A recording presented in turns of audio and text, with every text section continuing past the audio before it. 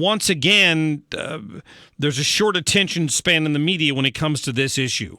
They've moved on to more important things like this supposed Russian hacking and some other stories that are going on, and Barack Obama talking to Congress, at least the Democrats, about trying to preserve Obamacare and some of these other issues, because they'd prefer you not focus on that. And it's going to continue to be a big issue for this country. My guest right now is Daniel Greenfield.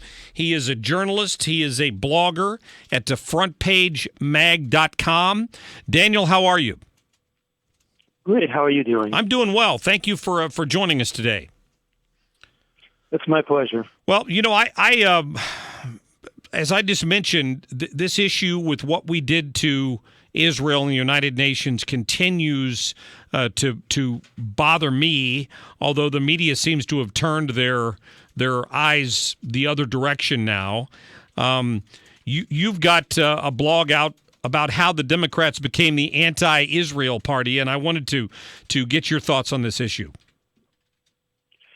Well, you know, there's been a drift from Carter to Clinton to Obama. They've gone further to the left. They've gone further anti-Israel. It's now just a mainstream position. You've got Keith Ellison being moved up to head of the DNC, and Keith Ellison is a guy was brought in by Bernie Sanders just to push the Democratic platform to be more anti-Israel. He's been really open about his opposition to Israel. He's been supportive of Hamas.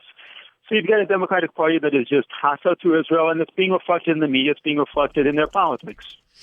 Give people a little bit more on your background. You were born in Israel, correct? I was, yes. I came here when I was around 6. So I mean, do you still identify with being Israeli?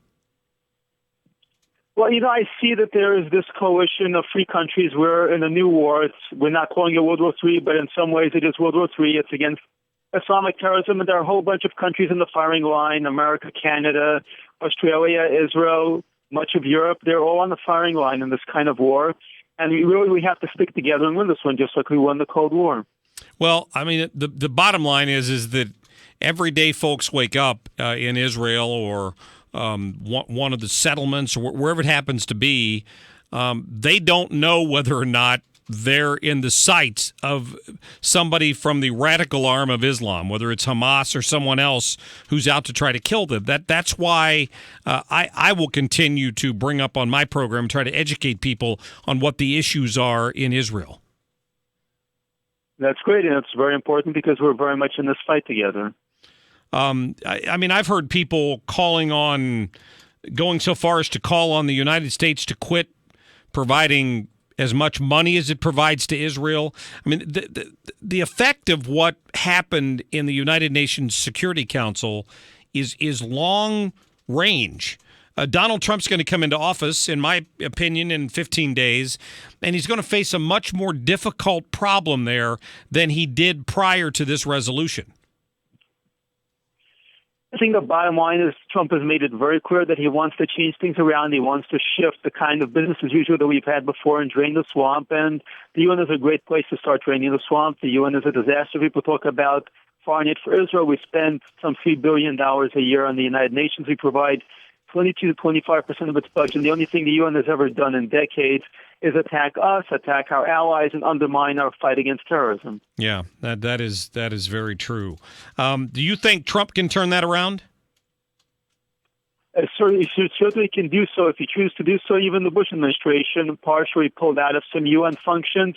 They cut back on money. They demanded reforms at the UN, and they actually did get some reforms. Trump is a tough negotiator. I think he can definitely get a lot more done at the UN if he chooses to. Yeah, well, I certainly hope that they can get that worked out. Daniel Greenfield, would direct people to your website, frontpagemag.com, to read more on your thoughts on this and other issues. Thank you so much. Thanks for your time. I appreciate that. Daniel Greenfield, who, born in Israel, blogs on these issues all the time, and has drawn the conclusion that the Democrats have now officially become the anti-Israel party with this action in the United Nations Security Council. I thought it was a good point. I wanted to get him on the air and let him explain that one for himself. Back to this coming up, though.